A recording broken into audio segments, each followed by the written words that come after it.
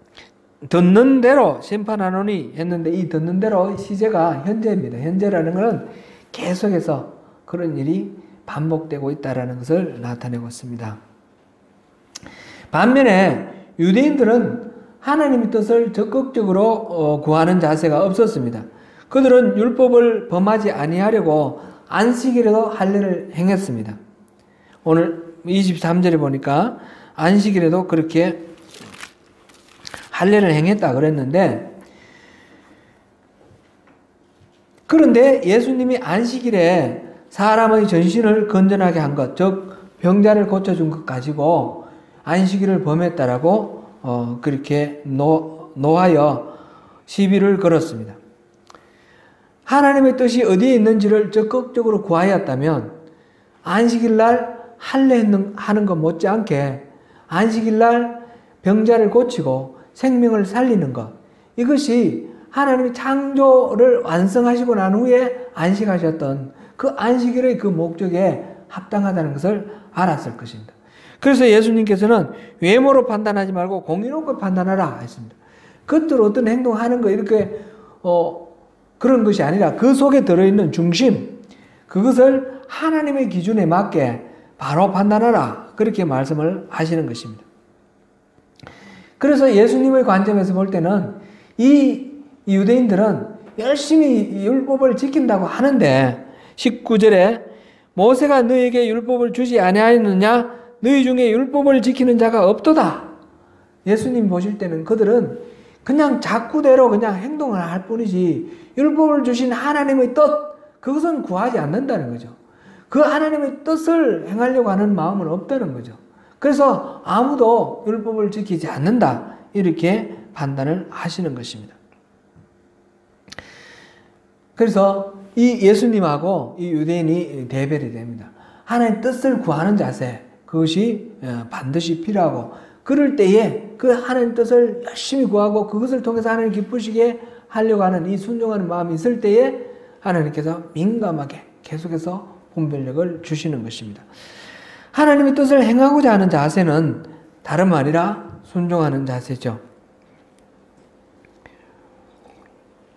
예수님은 단지 하나님 뜻을 아는 사람이 아니라 하나님의 뜻을 행하는 사람에게 영적 분별력이 주어질 것이라고 말씀하셨습니다.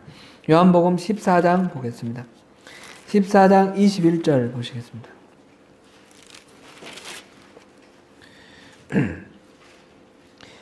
(14장 21절) 같이 읽습니다. 시작.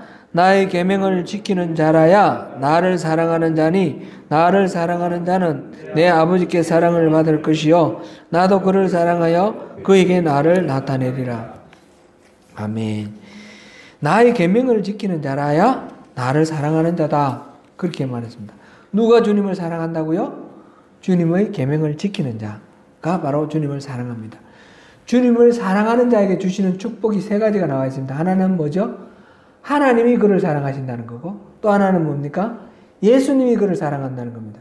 그 다음 세 번째는 뭡니까? 예수님이 자기 자신을 그에게 계시하신다, 나타내신다라는 겁니다. 우리가 이 영적 분별력을 했을 때 영적 분별력은 뭐를 아는 겁니까? 예수님이 누구신지, 하나님이 어떤 분이신지 아는 것이 영적 분별력입니다. 하나님 성품을 알고 하나님 뜻을 알고 하나님이 행하시는 그 길을 아는 것, 그것이 바로 영적 분별력인데, 예수님께서 자기 자신을 계시해 주시겠다는 것입니다. 이게 바로 영적 분별력을 우리에게 주신다는 말씀이죠. 누구에게요? 주를 사랑하는 자에게. 주를 사랑하는 자에게 하나님이 그를 사랑하고 주님이 그를 사랑하시고, 그리고 또 그에게 계시를 해주셔서 분별력을 주셔서 그에게 예수님 자신을 나타내 주시겠다라고 그렇게 말씀하십니다. 바로 순종하는 것이 주님을 사랑하는 징표이고, 하나님과 예수님은 순종하는 자를 사랑하시고 그에게 주님을 계시해 주신다라는 것을 확인할 수 있습니다. 요한복음 5장 20절도 한번 보겠습니다. 앞으로 갔다가 뒤로 갔다가 왔다 갔다 하는데, 요한복음 5장 20절 다시 보겠습니다.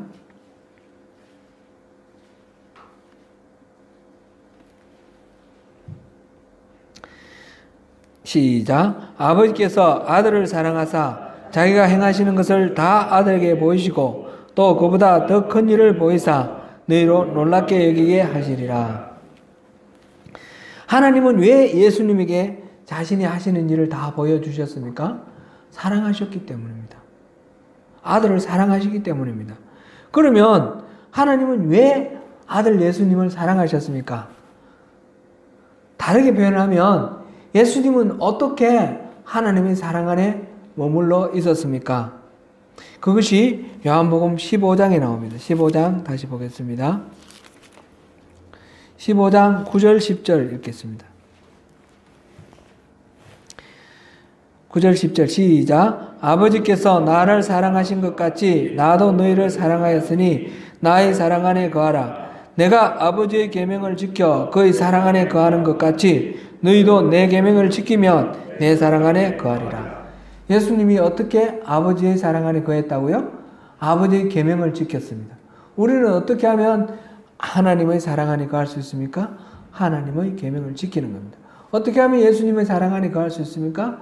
예수님의 그 계명을 지키는 것입니다. 하나님은 자신을 사랑하는 자에게 자신을 계시하셨습니다. 하나님은 순종하는 자를 사랑하십니다. 아니, 하나님은 우리 모두를 사랑하십니다. 그런데 그 사랑 안에 거할 수 있는 그 비결은 뭡니까? 그 계명을 지키는 것입니다. 여러분은 저를 포함해서 우리는 하나님의 말씀을 대할 때 어떻게 대합니까? 하나님의 말씀을 들을 때에 어떤 마음의 자세로 듣습니까? 우리가 나에게 유익한 말, 이게 내게 어떤 도움이 될까? 그런 기준으로 혹시 말씀 듣지는 않습니까? 그리고 내 마음에 맞는 말, 어쩌면 내가 평소 생각하는 거하고 일치하면 감동을 받고 내가 평소 생각하는 거하고 다르면 저건 틀렸어 이런 식으로 거부하고 거절해버리지는 않습니까? 말씀에 순종하는 것에 대해서는 어떻게 생각하십니까? 그거야 목사님이나 선교사님이나 전적으로 뭐 이렇게 헌신한 사람들이나 하는 일이지 우리 같은 평범한 사람들 뭐 그렇게까지 뭐 할 거 있어? 너무 그렇게 말씀대로 산다고 그렇게 할 필요 없어. 혹시 그런 마음이 있지는 않습니까?